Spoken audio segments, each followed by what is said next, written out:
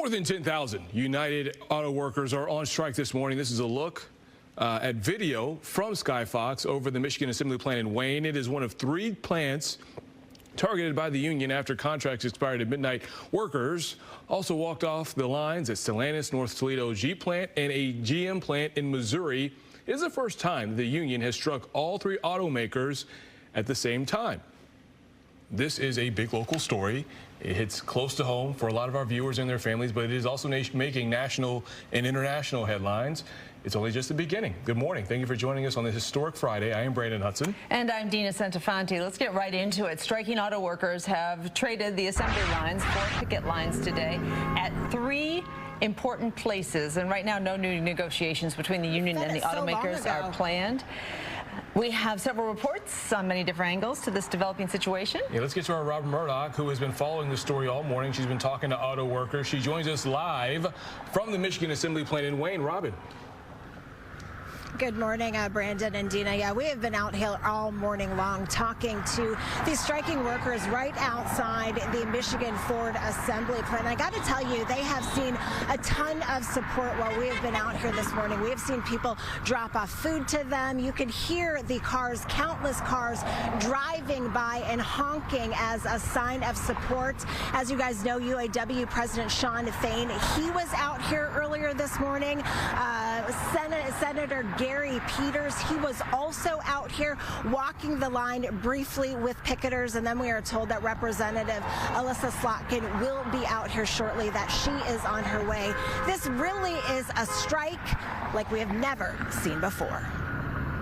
I could never imagine that this would be something I had to do. This is history. For the first time ever, UAW workers are striking the big 3 automakers all at the same time in 3 different states. Union members at the Ford Michigan Assembly Plant here in Wayne, among the initial wave of walk-offs, the support almost deafening at times. We got to turn it around. So if we're the team to turn it around, so be it. About 4,600 people work at the facility on Michigan Avenue building Broncos and Rangers, but instead of working the assembly line, they are picketing in 6-hour shifts, hoping it will eventually lead to better pay, better benefits, and a better work-life balance. Senator Gary Peters briefly walked with them on Friday. These companies are successful because of the workers. And these workers have sacrificed in the past to make sure that these companies survive.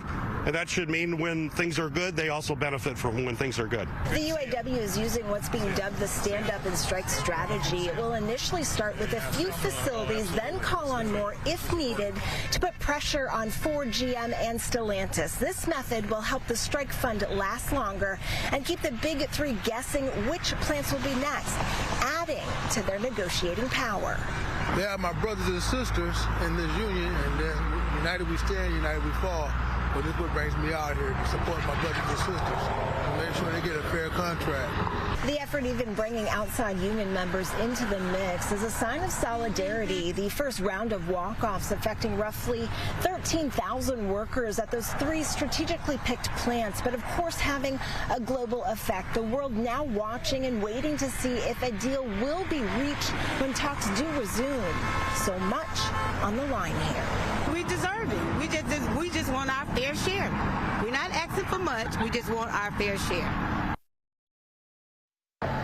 And from what we understand, there will be no contract talks today, but they are expected, the UAW as well as automakers, they are expected to meet at some point tomorrow to see if they can strike a deal before even more plants start to picket. We'll, of course, keep you posted on what happens with that situation. For now, we are live outside the Ford Michigan Assembly Plant here in Wayne. I'm Robin Murdoch. I'll send it back to you. The support that those auto workers are getting. Look, since we've covered this, the auto workers have been 50-50. You have some that did not want to go on strike, some who have been ready. Sounds like the UAW has been preparing for this moment, but is there any idea on how long this may go? Well, I have asked the union members that are on the picket line right behind me here how long they do think that this could last. They say perhaps a week or two, but really they will go as long as they need to, whether it's a few days, whether it's a few months. They are willing to walk the line until their demands are met. I can also tell you that the last time there was a strike, and that one involved just GM, that was back in 2019. That one went 6 weeks, so we'll have to see what happens with this. Back to you, Brandon. Yes, stay tuned, Robin. We do appreciate it. Have a good weekend. Dina. All right, continuing our coverage of the UAW strike in Toledo, the Stellantis plant there, also the target of a walkout. Workers there make the Jeep Wrangler and the Gladiator. Why did the union choose this plant? Wrangler makes money. The Wrangler is iconic. We have been building this vehicle for so many years, and it's a staple of the company. So it was very strategic. It was the reason that we did it, and it was because we're one of the money-making plants. I believe one of the reasons why they came to Jeep is the abuse of the temporary workers, and this is highlighting the fact that so many of them are going without a fair deal.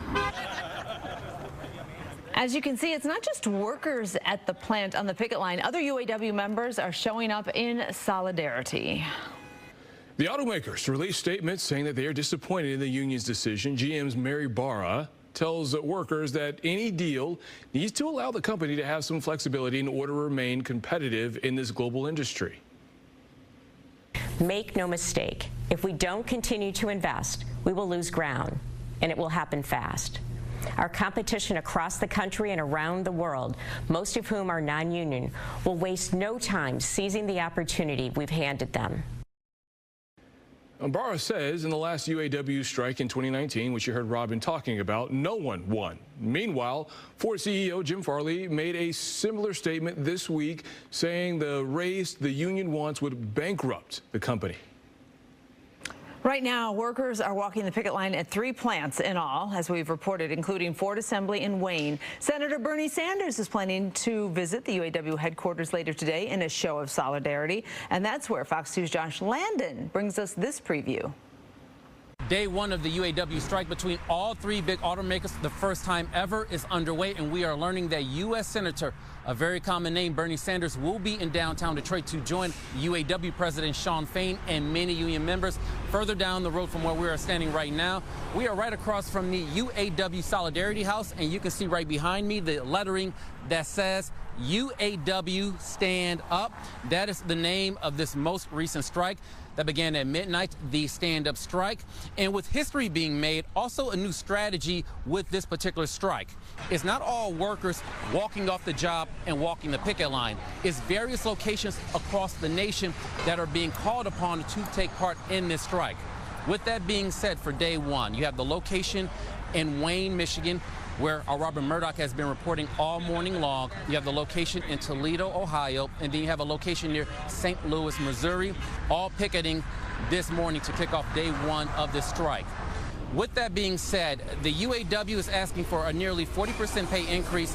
So far, Ford has countered with a 20% pay increase, GM 18%, and Stellantis 17.5%.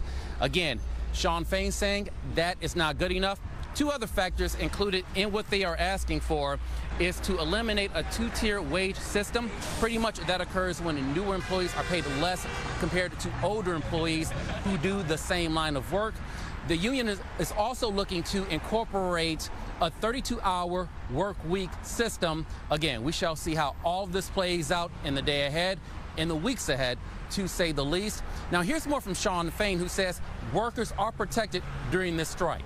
Though the contract is expired, most of your contract is still in effect.